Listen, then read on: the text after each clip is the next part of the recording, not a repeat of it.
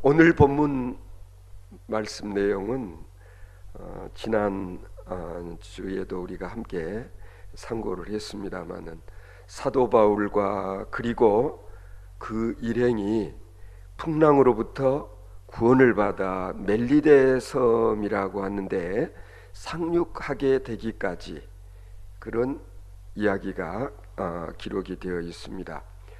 276명이 승선해 있는 이 배는 아시는 대로 로마를 향해 가던 길이었습니다. 그러나 결국 이 배는 험한 풍랑에 배가 좌초되고 그리고 파손되어져 버리고 말았습니다. 만일에 바울 사도가 이 배에 타고 있지 않았다고 한다면 짐작컨대는 아마 한 사람도 살아남지 못했을 것이라고 그렇게 추측이 됩니다. 왜냐하면 바울을 통해서 이루고자 하시는 하나님의 계획이 있었기 때문에 바울 사도가 로마에 가서 복음을 전하는 것이 그에게 주어진 사명이었기 때문에 바울 사도는 알았어요.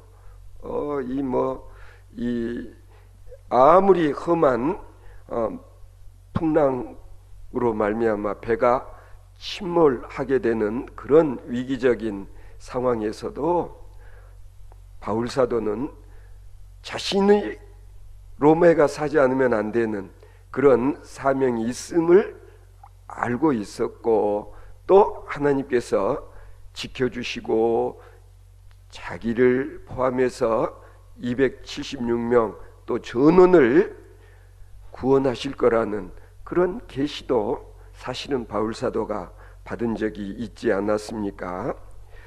우리가 이 과정을 통해서 눈여겨볼 하나의 사건이라면 사건이 있죠.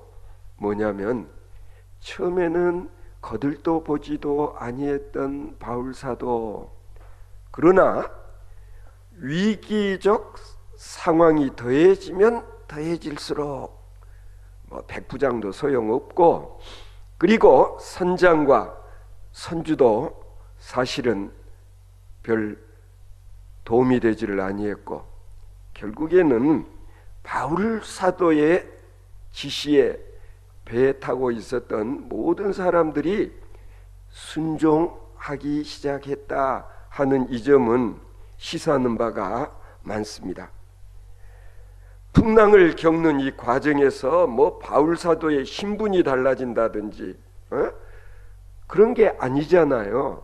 여전히 바울 사도는 죄수의 모습으로 쇠고랑차고 그랬었지만은 풍랑이 일고 배가 위기 상황에 처하게 되어짐으로 인해서 그런 중에도 흔들리지 아니하고 두려워하지 아니하고 당당하고 담대한 바울 사도의 어떤 그런 카리스마 앞에 이 배에 탄 모든 사람들이 이제 순종하게 되어지는 그런 광경을 우리가 오늘 본문 말씀에서 계속 확인하게 되는 것입니다.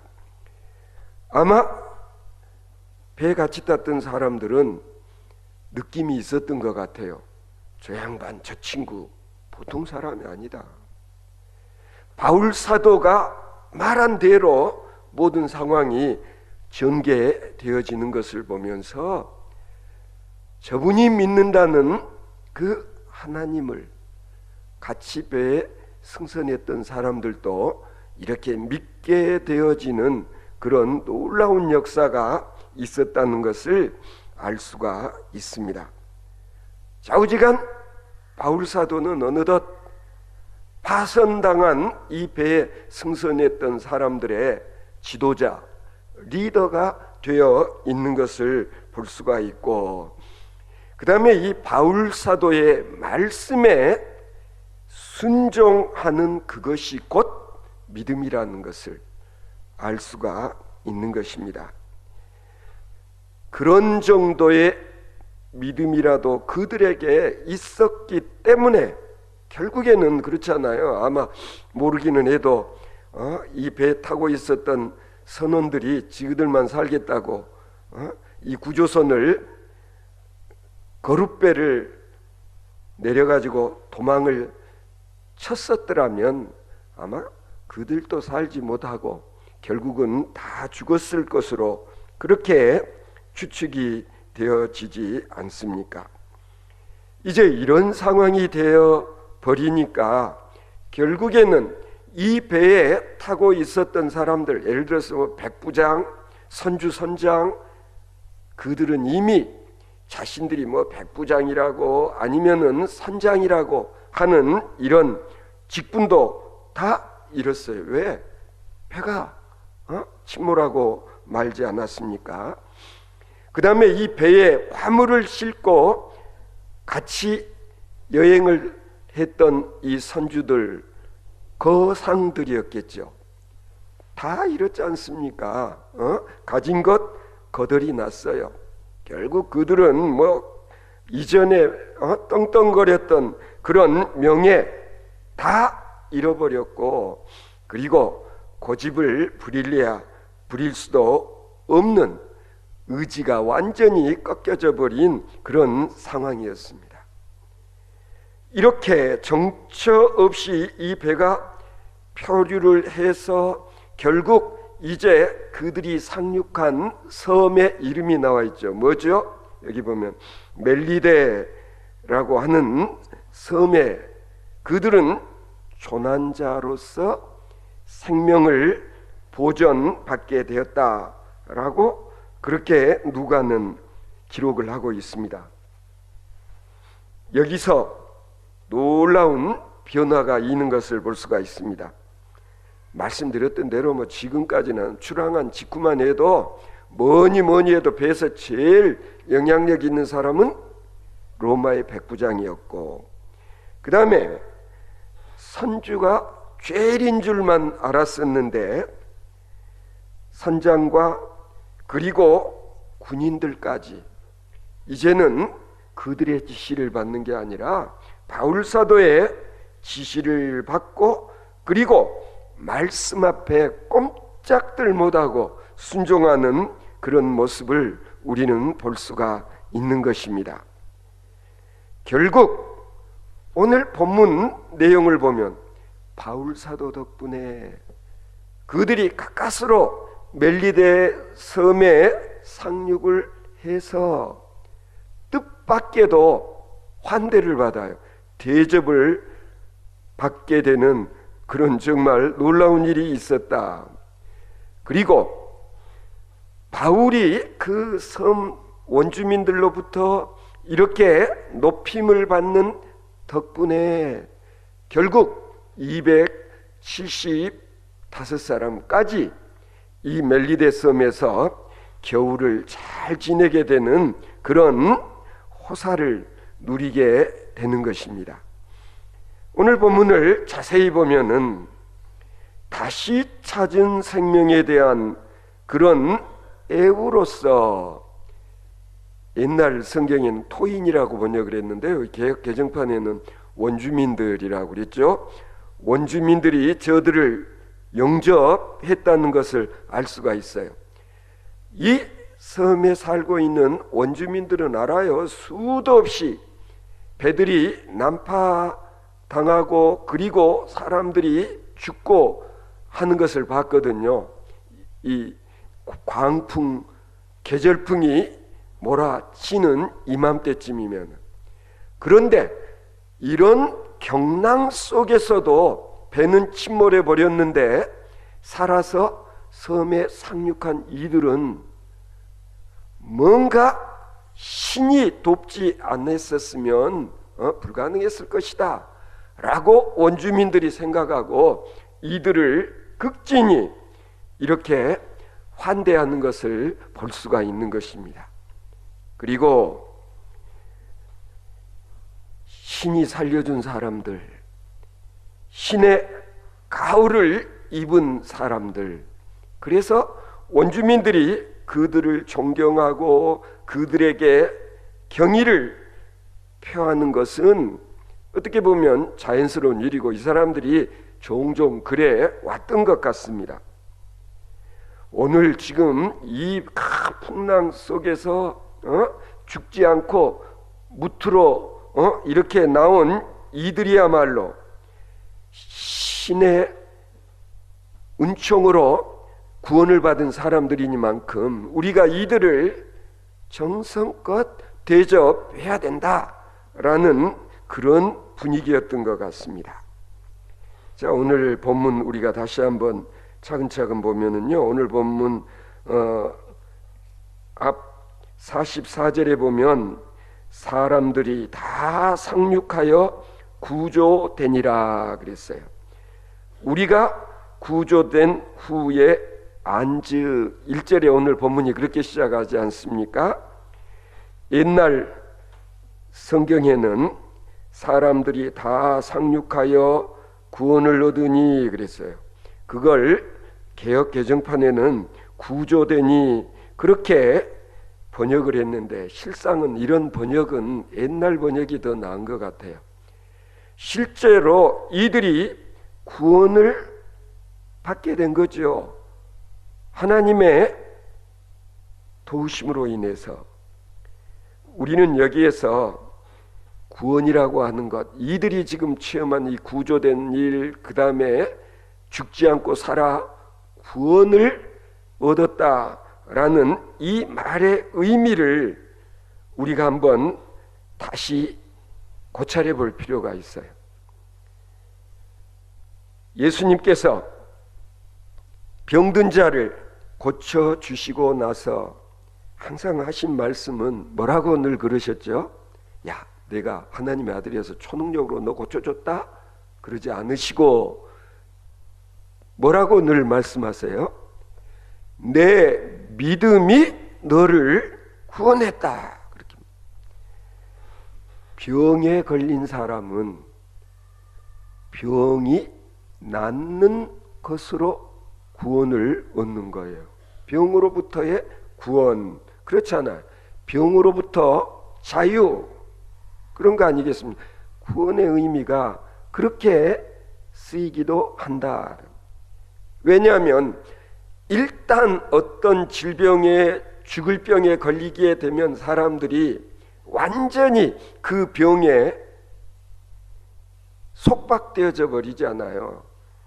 병에 갇혀버리는 그런 상황에서 병이 낫는 일로 인해서 병으로부터 자유로워지는 그러한 것이 오늘 본문의 구조요 구원이라는 말로 표현이 되는 것입니다.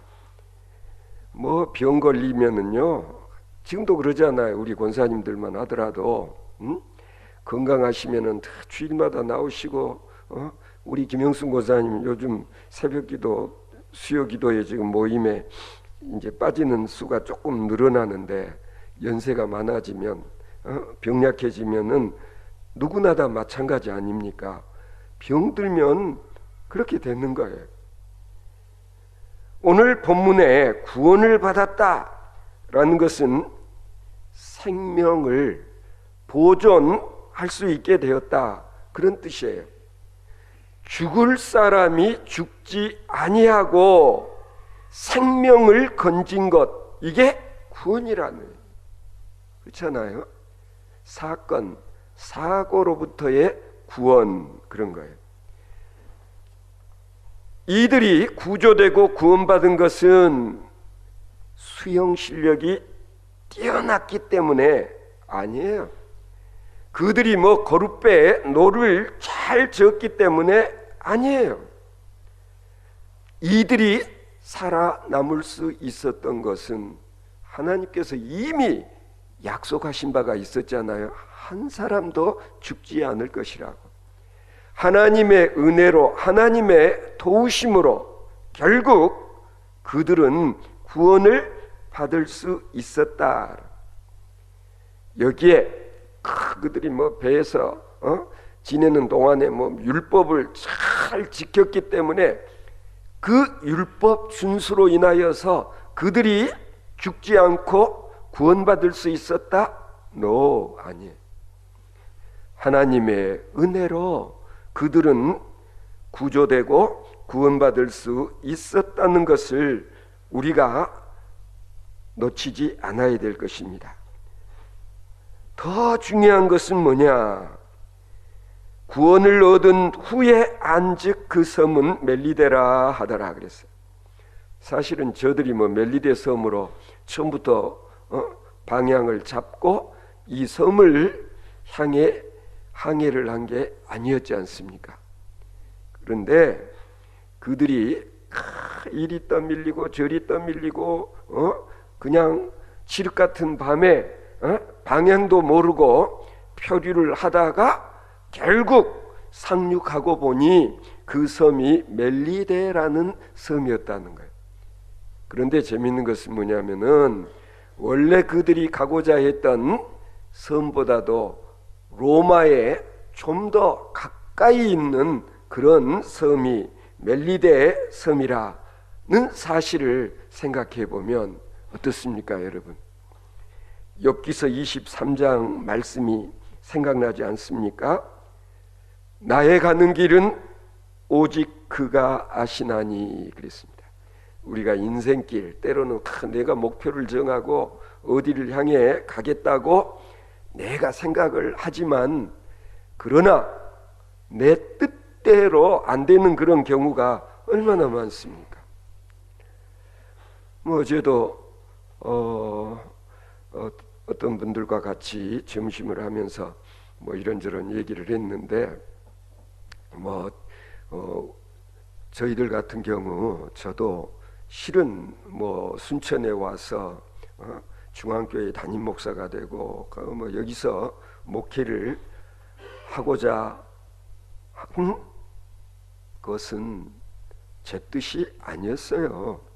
제 계획에는 없었던 일이지만 결국에는 하나님께서 이 길로 나를 이끄시고 인도하셔서 예수님께서도 말씀하시지 않았어요? 선지자들은 고향에서 대접받지 못한다.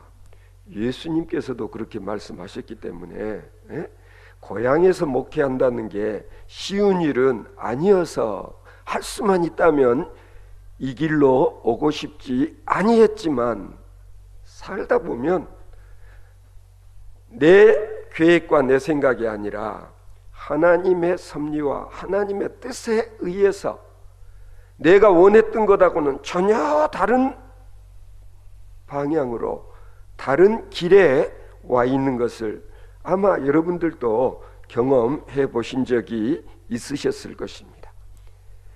전혀 뜻밖의 장소에 이렇게 상륙을 한 다음에 오늘 보면 2절을 보면 원주민들이 우리에게 특별한 동정을 하여 비가 오고 날이 참에 불을 피워 우리를 다 영접하더라 그랬습니다. 참 얼마나 고마운 일이었겠습니까? 차가운 바다 속에서 그냥 천우신조로 무태오른 이들, 추워서 벌벌 떨고 있는 그들에게 이 섬 원주민들이 나무 한 묶음을 가져다가 불을 피워줬다라는 그런 얘기죠. 이 3절에 보면 바울이 나무 한 묶음을 거두어 불에 넣으니 뜨거움으로 말미암아 독사가 나와 그 손을 물고 있는지라. 이제 이렇게 모닥불을 키우는데 바울이 아마 불을 좀 더 세게 하려고 또 나무 한 묶음 들어서 탁 불 속에다 넣으려고 하는데 이 나무단 속에 독사가 숨어 있었다가 그냥 바울의 손을 물었던 것 같아요. 원주민들이 보니까 바울의 손에 독사가 물고 놓지를 않고 매달려 있잖아요. 그 순간 원주민들은 무슨 생각을 했냐? 저 사람이 나쁜 사람이었구나. 신의 저주를 받는구나. 바다에서 겨우 살아 올라오기는 했는데 이 사람은 살아서는 안 되는 사람.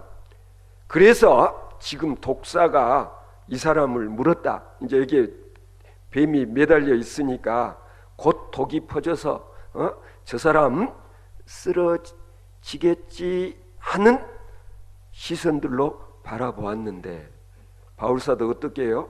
뱀을 그냥 탁 뿌려 쳐버리고, 그리고 원주민들은 바울사도가 이제 쓰러질 거라고 생각을 했는데 어땠어요? 전혀 쌩쌩하기만 하거든요. 그래서 그 순간에 이 사람은 보통 사람이 아니다. 여러분, 이 섬 원주민들이 바울사도를 대하는 태도가 달라지고 이 사람은 신적인 존재일 거라는 생각까지도 할 정도로, 그래서 이 뱀에 물린, 독사에 물린 이 일로 인하여서 바울을 대하는 원주민들의 태도가 또 달라졌다. 우리는 여기서 또 한 가지, 원주민들 생각에 저 사람이 사람이라도 죽인 살인자 아니면 독사가 저렇게 물 일이 없을 터인데 이젠 당신은 죽었다. 그런데 죽지를 않고 쌩쌩한 것을 보고, 그리고 이건 정말 기적이다. 그렇게 인정들을 하는 거예요. 저는 이 말씀을 보면서 우리가 생각하는 기적, 사람이 죽어야 되는데 안 죽는 것도 기적이다. 우리가 이걸 잊고 살 때가 참 많아요. 하루하루 죽지 않고 내가 살아있다는 사실이 얼마나 놀랍고 큰 기적인가를 인정할 수 있는 여러분 되시기 바랍니다. 이게 진짜 우리가 신앙적으로 생각하면 그런 것입니다. 따라서 건강한 것이 기적이고 무사한 것이 기적이고 평안한 것이 기적이라는 걸 알아야 돼요. 이 원주민들이 바울을 향해서 신이라고 그래요. 신이라고. 여러분, 우리가 이것을 영적으로 생각해 보면은 이 사람 분명히 죽어야 되는데 죽지 않은 것을 보고 바울을 신으로 이렇게 취급하려 드는 원주민들, 여러분 어떻게 생각하십니까? 이게 기적이라는 얘기예요. 생각하면 우리는 잠시도 평안할 수 없는 그런 지금 일들이 반복되고 지금 형편처지가 말이 아니지만은 우리 그리스도인들은 세상 사람들과는 달리 그래도 평온한 모습을 유지할 수 있는 이유는 무엇입니까? 믿는 구석이 있기 때문에. 뭘 믿어요?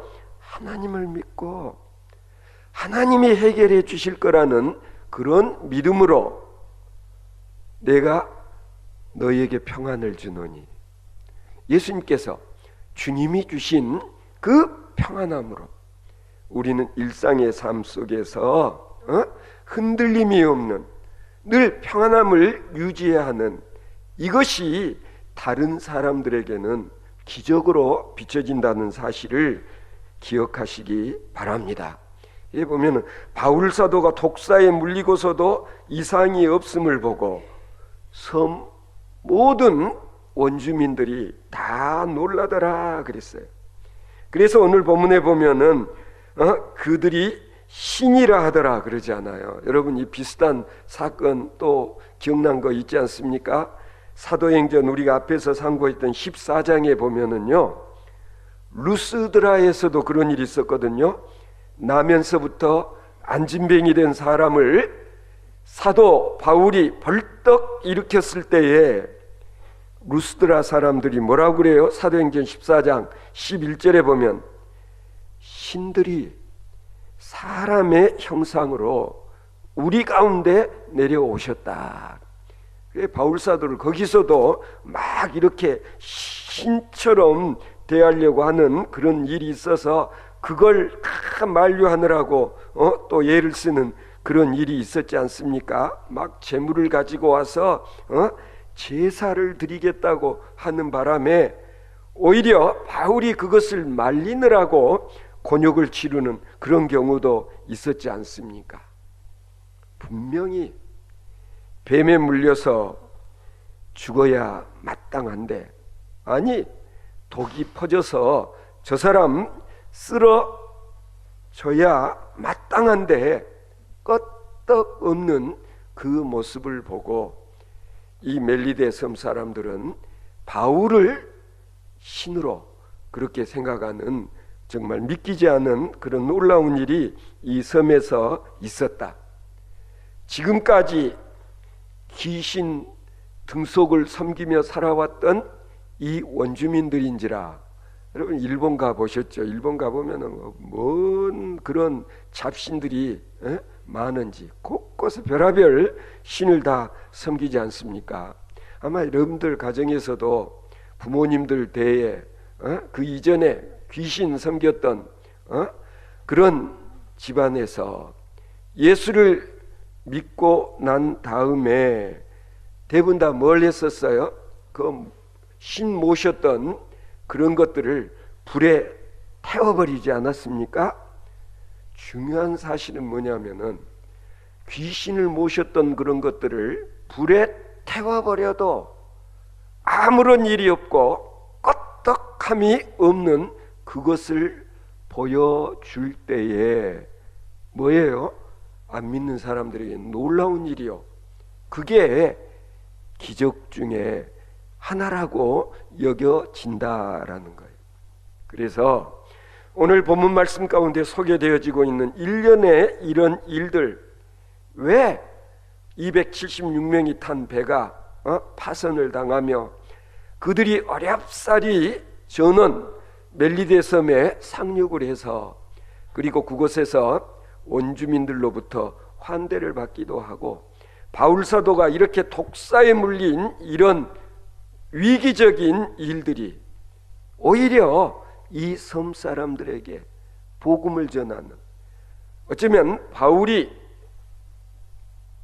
카리스마적인 그런 리더십을 가지고 이 섬 사람들을 전도할 수 있는 그런 귀한 기회가 되었다. 어쩌면 하나님께서는 우리들의 일상의 삶을 통해서 이렇게 역사하신다. 뱀에 물린 사건도 알고 보면 하나님의 은혜요. 그렇지 않았었습니까? 또 이 뱀에 물리고도 무사한 이것이 은혜요, 기적이다. 그런 시각에서 보면 우리 일상의 삶이 기적이 아닌 게 사실은 없고, 그 다음에 안 믿는 사람들을 전도할 때에는 정말 그들이 알고 있는 어떤 미신적인 것을 우리들이 그냥 담대히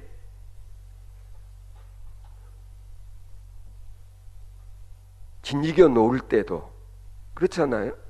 미신을 우리가 무시해 버렸을 때에도 아무런 일이 없는 이 사실을 가지고 안 믿는 사람들에게 복음을 전할 수 있는 그런 용기와 또 그런 결단이 우리에게 있어야 되는 것입니다. 따라서 때로는 뭔가 일이 꼬이고 힘들고 어려울 때 하나님께서는 이 위기를 통해서 또 어떤 놀라운 기적적인 일들을 우리로 참게 하시려고 우리를 이런 삶의 자리로 이끄실까, 그렇게 생각하면서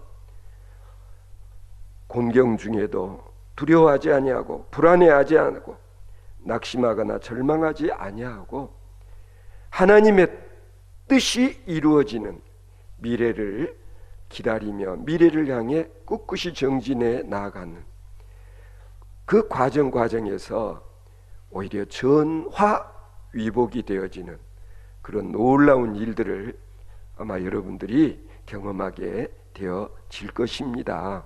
따라서 오늘의 시련과 위기 속에서도 하나님께서 이것을 어떤 식의 반전으로 우리로 하여금 기적을 체험케 하실지 기대하면서 예수 그리스도를 표대 삼아 저 멀리 뵈는 시온성을 향해 우리가 서로 위로하고 격려하면서 꿋꿋이 신앙의 길을 정진해 나가는 우리 드림교회 성도들 되어질 수 있기를 바랍니다.